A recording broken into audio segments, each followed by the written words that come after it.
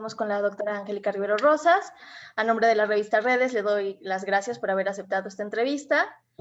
Y como le comentaba, la revista Redes pretende difundir al público en general información sobre el estudio de problemáticas sociales y de la salud en un lenguaje más cotidiano, más para el público general, de tal manera que podamos informar de estas problemáticas y, por supuesto, que tenga respaldo científico.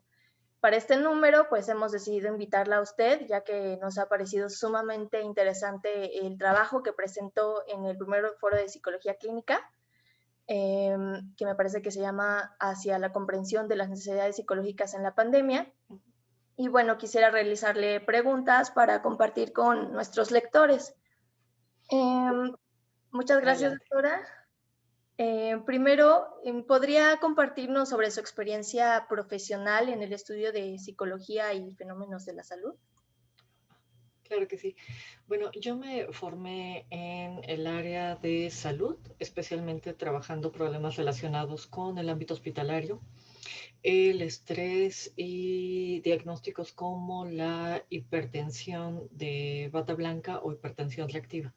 Es decir, expresiones fisiológicas que suelen estar relacionadas con deterioros en problemas físicos de la salud. Entonces, el estudio en estos ámbitos que están relacionados no solo con personas que están enfrentando un diagnóstico médico, sino también con la relación que establecen con los prestadores de servicios de salud, eh, te permite ver un panorama muy amplio acerca de cómo son estas interacciones.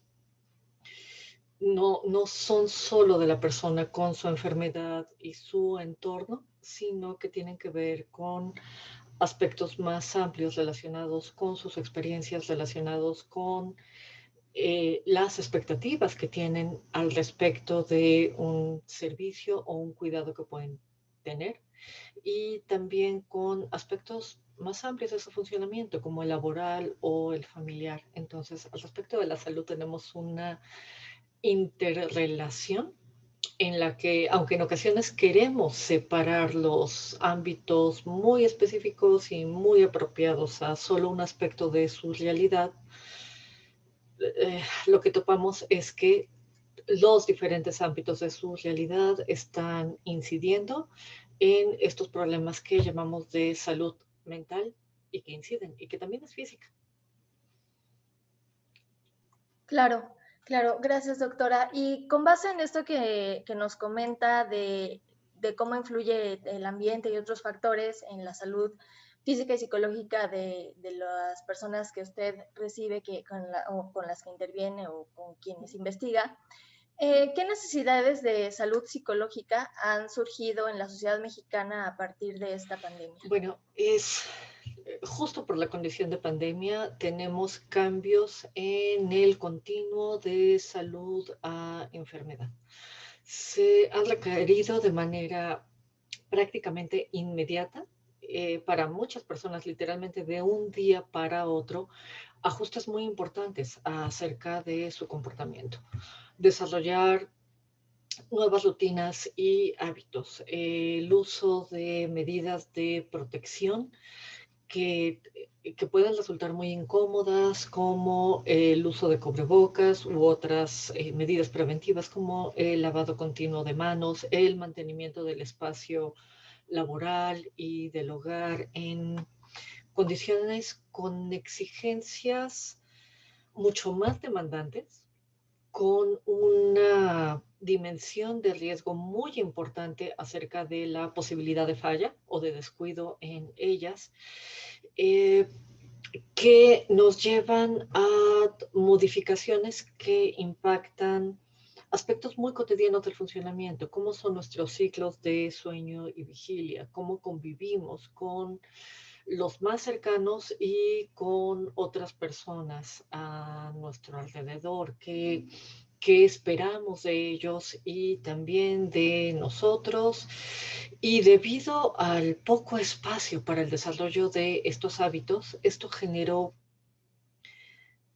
problemas cotidianos que pueden empujarnos hacia formas que ya podríamos considerar más graves y que pueden desencadenar en enfermedades o empeorarlas, ya en un funcionamiento alterado o que dificulta nuestra adaptación. Por ejemplo, fueron muy comunes las inversiones de los ciclos de sueño y vigilia. La gente empezaba a tener problemas para dormir. Fueron muy comunes también las dificultades de concentración. Las personas empezaban a distraerse con mucho mayor facilidad, aún estando en horarios en los que normalmente pueden funcionar mucho mejor, pero que tenía que ver con que lo hacían en otros lugares, lo hacían en otros espacios. Por ejemplo, el espacio áulico, que si bien los alumnos suelen distraerse, es muy diferente la posibilidad de distracción en un salón que en sus hogares. También encontramos problemas en las expectativas laborales que se depositan sobre los trabajadores, porque es fácil tener la noción de que si la gente está en su casa no está trabajando.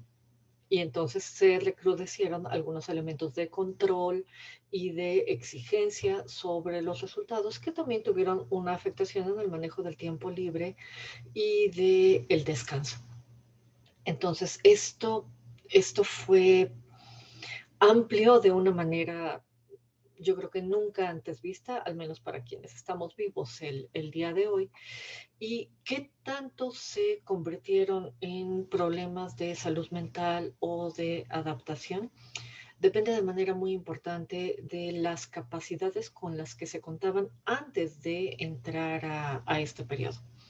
Por ejemplo, quienes ya contaban con una buena tolerancia a la incertidumbre o tolerancia al malestar emocional o capacidad para manejar pérdidas, que son más hábiles en identificar y considerar las necesidades de otras personas junto con las propias para tomar decisiones o para comunicarse, pudieron adaptarse mucho más rápido a estas nuevas condiciones. Quienes no serían, por supuesto, los que enfrentarían las consecuencias que nos siguen preocupando al día de hoy, a más de un año. Sí, claro. Y bueno, de esto que me comenta, aunque es de manera, entiendo que nos comenta que es de manera general, estas consecuencias que todo el mundo hemos vivido una u otra y de manera diferente, ¿hay algún grupo etario, de género, que hayas, de una cierta condición social, que haya sufrido más estas consecuencias? Fíjate que en esto sí tienes razón, estamos claro que nos afecta a todos, pero esto primero afecta más a quienes ya estaban en condiciones de vulnerabilidad, por ejemplo, psicológica, física, social o económica, pero también va a afectar de manera muy marcada a quienes estaban involucrados en actividades de cuidado.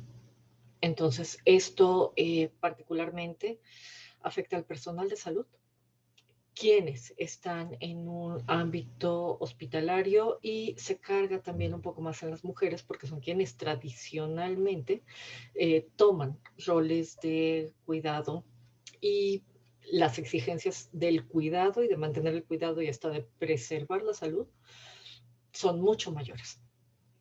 Tenemos también problemas de estigma, por ejemplo, con el personal de salud. Esto lo vimos mucho al principio de la pandemia y fue algo que nos llamó la atención porque lo vimos en latitudes del mundo muy diferentes. Este, este miedo acerca de la posibilidad de contagio y la ironía de agresiones en contra de las personas de quienes vamos a depender en caso de enfermarnos en realidad. Entonces, esto, por supuesto, fue un tema eh, que, que nos llamó mucho la atención acerca de cómo protegemos a estas personas y en el caso de las mujeres, algo que se ha estado destacando muchísimo es el aumento que tenemos en violencia principalmente doméstica, y suponemos que tenemos un subregistro porque en general es algo que se denuncia poco. O sea, se denuncia mucho menos de lo que en realidad ocurre. Así que la situación con todo esto es las intersecciones que tenemos en condiciones vulnerantes.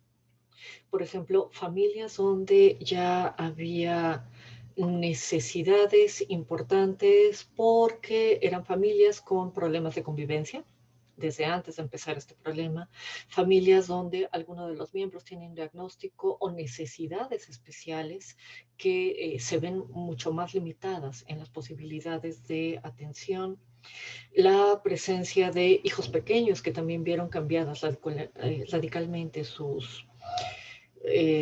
cotidianidad y la atención a las necesidades académicas. Hombres, por ejemplo, que tenían vulnerabilidades previas en salud mental o emocional y que están dedicados a actividades del cuidado, adicciones o situaciones de privación de la libertad. Digamos que nos hace un mosaico muy variado de aspectos preocupantes que, digamos, nos hablan de una intensificación del malestar por este añadido de cambio en las condiciones, de cambio en las habilidades de comportamiento para poder responder a esas nuevas necesidades, y que se han convertido en algunos de los focos rojos sobre los que se ha puesto más atención a la salud. Por ejemplo, hemos visto, quizás como nunca antes, una disposición de sistemas de redes de apoyo para el personal sanitario, para el personal de salud, pero también para la población en general y también para la atención a la violencia y aspectos de género. Son solo algunos de los aspectos sobre lo más llamativo, pero lo demás permanece. Y no es tanto que sea de este momento, sino que se ha recrudecido. Sí, claro, por supuesto. Creo que me parece importante esto que menciona del personal de salud, mujeres, ¿no? Que quizá no, en general no podríamos pensar, por ejemplo, el personal de salud, que son en un grupo vulnerable, pero me parece muy, muy interesante esto que dice, que sí lo son, ¿no? Por el estigma, por el cansancio, por los casos que ven, etcétera. Nosotros como profesionales de salud podemos identificar cuando hay necesidades psicológicas, pero ¿cómo pueden hacer las personas que no tienen formación en psicología para saber que hay una necesidad psicológica que necesita, valga la redundancia, ser atendida? Esta es una pregunta muy interesante porque además estamos en un medio cultural que no favorece mucho el reconocimiento de la necesidad de atención a la salud mental. Topamos con muchos retos acerca de cuándo pedir apoyo y qué es lo que implica pedir apoyo. Digamos que las personas tratamos de resolver las diferentes situaciones que enfrentamos y que nos generan malestar y desarrollamos estrategias que normalmente nos funcionan y nos permiten manejar nuestra vida de una manera que es aceptable.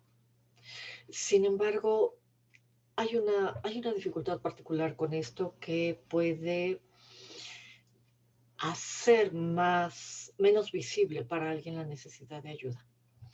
Y es que podemos tener nociones acerca de que pedir ayuda implica debilidad o implica riesgos a mi libertad para tomar decisiones, o va a implicar un descubrimiento terriblemente desagradable acerca de mi inadecuación, algo que tampoco quiero saber.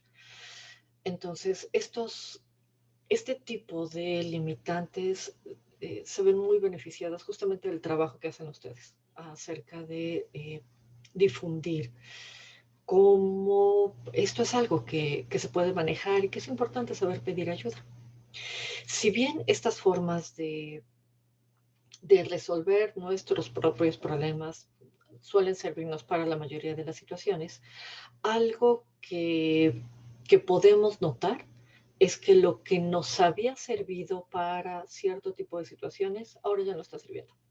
Lo que es más, incluso puede estar resultando contraproducente. Las condiciones han cambiado. Y nuestras estrategias viejas ya no nos están sirviendo más. Otra situación que es muy limitante es que algunas de estas estrategias nos están sirviendo más a la evitación de malestar que al alcance de metas valiosas o a la preservación de esas metas valiosas para la persona. Un ejemplo de esto son las adicciones. Cualquier tipo de adicción, y además ahora están más disponibles porque estamos en casa. Así que algunos de los criterios que pueden servir a las personas para notar esta necesidad es, primero, este malestar no está mejorando con el paso del tiempo. Y eso ya nos dice la estrategia no nos está sirviendo. Otra cosa que podemos notar es que no me gusta lo que estoy haciendo y lo que estoy logrando, y por más que trato de hacer cambios, esos resultados son frustrantes. No es lo que yo quería, no es lo que yo esperaba. Y tercero, lo que estoy haciendo, por ejemplo, ver la televisión todo el día, comprar cosas que no necesito, no solo no me acerca a lo que yo quiero y valoro, a lo que quiero lograr, sino que al contrario, me está alejando y me está haciendo más difíciles todavía las actividades a las que estoy comprometido o que son relevantes para mí. Estos elementos a menudo se pueden acompañar también de un estado de ánimo en el que pareciera que ya no me importa. Y eso es algo que generalmente es desagradable para la persona, que las cosas que antes le parecían importantes y que lo motivaban a hacer algo, ahora simplemente parece que está desconectado de ellas. Y esa también es otro indicador de está pasando algo. Generalmente es mucho más claro el indicador de insoportabilidad, es que ya no puedo más, es que no sé qué hacer con esto, es terrible lo que siento, pero estos otros elementos a menudo son más sutiles en términos de la activación que generan, pero también nos están marcando que algo está empezando a deteriorarse. Y entre más pronto lo podamos atender, es mucho mejor. Así permitimos que esta desconexión de las personas que queremos, de las actividades que me gustan, de la forma en la que me gusta participar y funcionar en mi vida, se vaya consolidando. Digamos que es mucho más sencillo trabajar en cuanto esto empieza que cuando ya llevo un rato estando así. Claro, gracias doctora, gracias por puntualizarlo, porque si bien es en general, me parece que es importante y puede ayudar a las personas a darse cuenta de esto que menciona, les puede ayudar para ser más conscientes de que quizá haya una necesidad psicológica que atender. Con base en esto que dice y en lo que recuerdo que dijo en el foro, usted hablaba de hábitos de autocuidado. ¿Cómo podemos informarnos de estos hábitos de autocuidado y cómo podemos aplicarlos? Ok. Afortunadamente hay mucha información disponible. Hablábamos de estos esfuerzos que se han dirigido a muy diferentes niveles. Y un primer nivel muy natural de búsqueda de apoyo es la autoayuda. Es decir, estas formas de autocuidado. ¿Cómo puedo yo informarme de las posibilidades y de las herramientas que me pueden servir para mejorar algunas de estas situaciones? Y la UNAM hace un trabajo muy importante a través de sus servicios de divulgación y también del trabajo que se hacen en diferentes facultades, en medicina, en psicología, que también están en colaboración con los institutos, como el Instituto Nacional de Psiquiatría y organismos como la OMS y la OPS. Y también el gobierno de la Ciudad de México está subiendo información con videos, infografías, que si nosotros incluimos los nombres de estas instituciones y términos como COVID o salud mental, pueden arrojarnos una variedad bastante pertinente acerca de los problemas más comunes que se han identificado y que nos pueden ayudar mucho. Y esta información es actualizada, es interesante y está puesta de una manera muy atractiva y muy clara en temas como protección de la salud, resiliencia, manejo del tiempo, cuidado del sueño, manejo de emociones, entre muchos otros temas como apoyo a mis hijos pequeños. Ahora, algo que no podría no mencionar, estamos en un momento preocupante y eso ha generado una cantidad tremenda de información que no siempre tiene las mejores intenciones o la mejor calidad.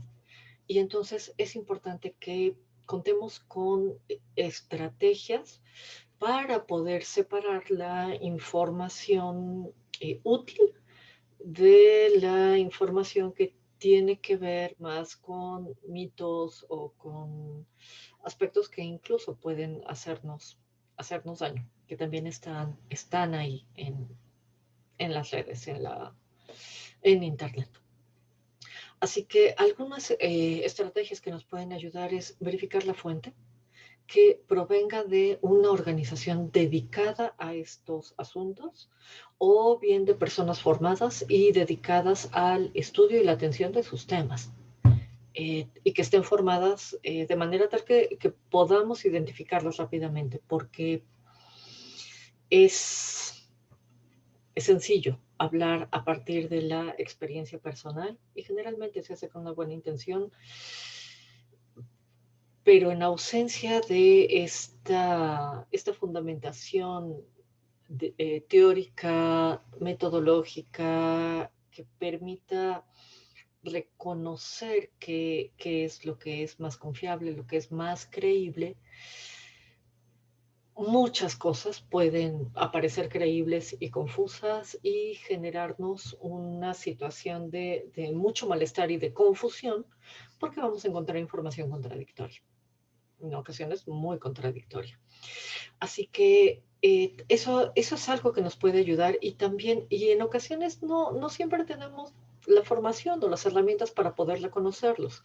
Algunas de estas páginas incluyen chats también que están justamente para responder este tipo de dudas, para dar un servicio a la comunidad y canalizar a las instancias más apropiadas para ayudar con problemas específicos y también tenemos herramientas de tamizajes.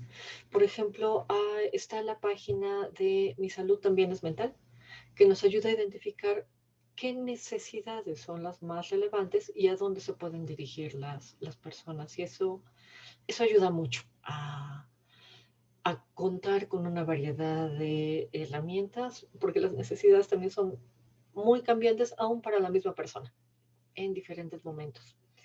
Ahora, estas herramientas están ahí, pero el poder aplicar estas herramientas de autocuidado requiere desarrollar hábitos, que es justo lo que mencionabas.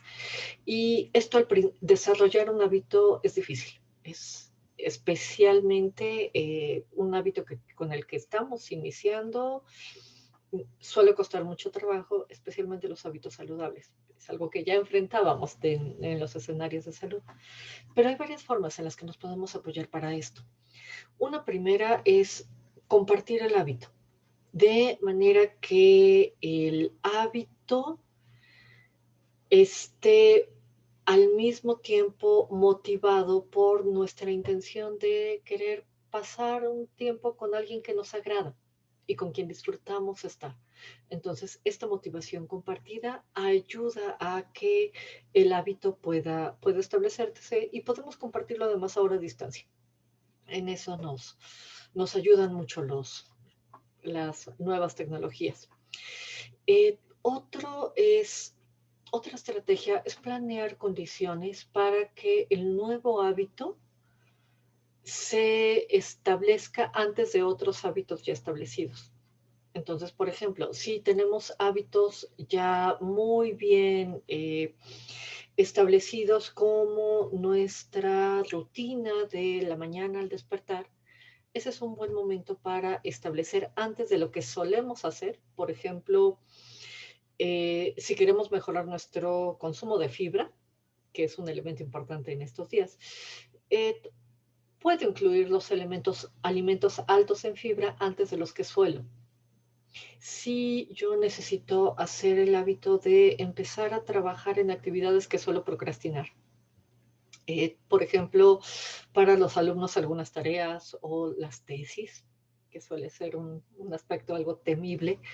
Y yo suelo empezar mi mañana revisando alguna página de redes sociales.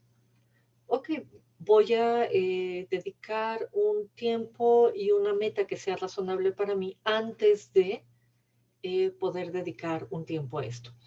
Entonces, la idea es, tal vez no sea un buen hábito estar en las redes sociales, pero es un hábito que puedo utilizar para eh, fortalecer estos nuevos hábitos como un premio. Entonces, antes de aspirar a eliminarlos por completo, que tal vez no sea realista, puedo establecer un tiempo para hacerlos después de haber alcanzado ciertas metas. Y otra estrategia que nos ayuda con los nuevos hábitos es visualizar cómo me siento después de lograrlos. Por ejemplo, cómo me siento en mi día cuando me liberé de ese pendiente, ese alivio y ese realmente poder disfrutar las actividades porque ya sé que esto que tenía pendiente ya no lo tengo. Poder sentirme con más energía o con un mejor humor, por ejemplo, cuando logré hacer ejercicio ese día, o poder dormir mejor o poder sentirme orgulloso de mí mismo porque logré hacer algo nuevo que me conviene y que me ayuda a estar mejor conmigo, que mejora mi autoeficacia, que mejora mi autoestima, que mejora la confianza que puedo tener en que puedo lograr y hacer actividades que aunque no sean muy cómodas o muy agradables, puedo hacerlas. Y eso nos ayuda mucho también a mejorar nuestra relación con nuestros hábitos con nosotros y con quienes nos rodean. Ok, muchas gracias, doctora. Así es complicado, como usted dice, generar nuevos hábitos, más en cuando quizá no estamos muy acostumbrados a ellos, cuando estamos en una pandemia, precisamente, que es diferente a generar hábitos en una situación, digamos, cotidiana que en una pandemia, ¿no? Sin embargo, muchas gracias por darnos esta opinión profesional, como dice, con base científica y por lo que entiendo también es paso a paso, ¿no? Es gradual y con apoyo de las personas que están cercanas a nosotros, que nos vamos, digamos, como retroalimentando, apoyando, animando para poco a poco ir creando estos hábitos pues sanos de autocuidado. Y hablando de estos hábitos y de cómo puede ser complejo crearlos, ¿usted cree que por la nueva dinámica de la pandemia, de lo que estamos viviendo, cree que haya efectos psicológicos importantes a largo plazo? Sí, y podríamos decir que para bien y para mal. Tenemos mucho trabajo que hacer para procurar que sean lo menos negativos posibles. Y entre los que estamos temiendo es un deterioro importante de capacidades para lidiar con lo incierto, lidiar con necesidades que son diferentes y que son cambiantes. Y en las personas que se han visto afectadas por la enfermedad, estamos observando secuelas que son relativamente desconocidas, tanto para las familias como para la comunidad de salud, especialmente de tipo respiratorio. Y en general, la sintomatología de tipo respiratorio guarda una asociación muy importante también con problemas de ansiedad. Estas otras situaciones otras secuelas que podemos enfrentar tienen que ver con el recrudecimiento de la violencia intrafamiliar y de género, porque son situaciones que generan secuelas importantes no solo para quienes están directamente involucrados, sino también para los seres queridos y para la comunidad. Entonces, en ese sentido, estas formas también de exposición pueden generar secuelas y nuevos retos. Las pérdidas, por ejemplo, del empleo, de recursos, pero por supuesto la pérdida también de personas, pueden generar cambios que funcionan como parteaguas radicales en la vida. Y si no se cuenta con buenos recursos o buenas oportunidades de apoyo profesional para poder desarrollarlos, podríamos ver una intensificación de este tipo de formas de problemas psicológicos y de malestar. Ahora, hace un momento yo decía secuelas para bien y para mal, y tenemos entonces también un para bien, que tiene que ver con si podríamos esperar algo bueno de este tipo de situaciones. La mayoría de los estudios llegan a la conclusión de que no. Sin embargo, hubo las condiciones en las que se han estudiado las secuelas de situaciones de cuarentena, como como la que estamos viviendo, han, ponen mucha atención e identifican dificultades como estrés postraumático, estigma, trastornos de ansiedad, enojo, depresión, etc. Sin embargo, algunos estudios, especialmente con los procesos más largos de cuarentena, identificaron también alivio e incluso sensación de alegría. Y lo que hemos a un nivel menor, pero está ahí, ese resultado estuvo ahí. Lo que hemos identificado nosotros es que esta situación ha sido tan prolongada que también ha permitido un desarrollo y consolidación de recursos que han obligado a formas de adaptación e incluso mejorías en diferentes ámbitos del funcionamiento. Entonces, hemos observado que en algunas familias, y los alumnos nos hablan de esto, han desarrollado estrategias de comunicación y de negociación que antes no se habían visto orillados a desarrollar. Familias que ahora también tenemos que se llevan mejor y que funcionan con más equidad y colaboración acerca de, están participando todos en estas actividades de las medidas que se tienen que tomar con el manejo de alimentos y de sanidad del hogar, por ejemplo. Algunos profesores nos han expresado que se sienten menos estresados, que tienen más tiempo para preparar sus clases o que se sienten más disponibles para sus estudiantes. Y cuando preguntamos a alumnos lo mejor y lo peor que han identificado en la pandemia, el porcentaje de lo mejor acerca de mejoras en la convivencia con sus familias sobrepasaba casi por 9 puntos porcentuales a lo peor, que tiene que ver con una sensación de pérdida de oportunidades de formación en el caso de los estudiantes.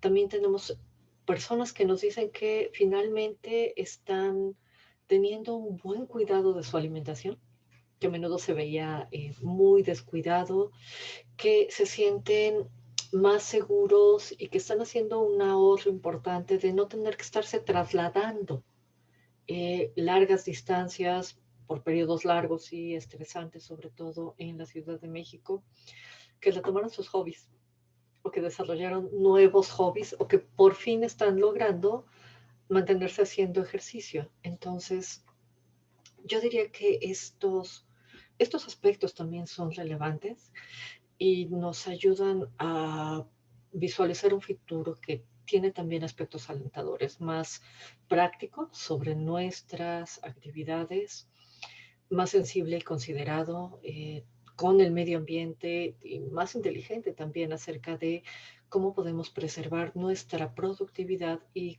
conciliar mejor las necesidades personales de las familias, de nuestro entorno y preservar cuál es nuestra función como universitarios, como trabajadores, como padres, como estudiantes. En ese sentido, creo que invita también a una reflexión acerca de y cómo podemos funcionar aprovechando todo lo que hemos aprendido de una situación como esta. Entonces, Sí, muy interesante porque es cierto, ¿no? Lo que normalmente vemos en redes sociales son opiniones bastante negativas, algunas certeras, otras no tanto, pero hablan de los efectos de la ansiedad, depresión, suicidios, etcétera, que a veces puede alimentar un panorama desalentador, pero es importante también saber que están estos recursos adaptativos positivos que usted menciona, de los que podemos sacar algo, ¿no? de esta pandemia, de los que estamos aprendiendo y finalmente como seres humanos que somos, sociales, nos estamos adaptando a esta nueva situación que a lo mejor puede ser común, que tambaleemos un poco porque es algo que no habíamos vivido. Como usted nos comenta, creo que nadie de los que estamos ahora vimos, o ni siquiera, creo que ya no vive nadie de los que experimentaron pandemias anteriores, la la fiebre más española reciente. sería la más parecida en duración, tal vez. Exacto, y creo que no hay muchos que puedan compartirnos de su experiencia, pero es importante saber por supuesto, una profesional, que también hay cosas positivas y que también hay recursos positivos que estamos ya desarrollando. También para contrastar con esto, estas noticias que vemos que a veces nos desalientan completamente.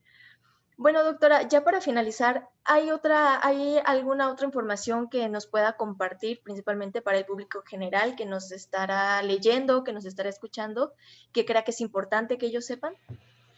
Eh, Quizás lo más importante sería recordarle a las personas que hay instituciones y personas que están dedicadas a esto, que son profesionales acerca del comportamiento y que su trabajo es apoyar a que puedan ser la mejor versión de sí mismos, para que puedan realmente desarrollar lo mejor de sí mismos y lo mejor de su capacidad para este momento y seguramente lo vamos a seguir necesitando en un futuro. Entonces, tolerar el malestar esperando hasta que esto se acabe y todo vuelva a ser como era antes, eh, puede ser algo difícil de lograr porque los cambios han sido importantes, porque los cambios han sido innegables. Y entonces, el acercarnos a un profesional no es alguien que nos va a juzgar ni nos va a decir qué hacer o nos va a dar instrucciones específicas sobre decisiones que son nuestras, que son de cada persona. Y eso es algo que vale la pena, es una oportunidad que vale la pena darnos para nosotros y para las personas que queremos, y para el futuro que queremos también. Bien, pues muchas gracias, doctora Angélica Riveros. Gracias por haber aceptado esta entrevista. Ha sido un gusto tenerla con nosotros en redes. Y bueno, pues ahora voy a dar fin a la grabación. Muchas gracias, Leticia.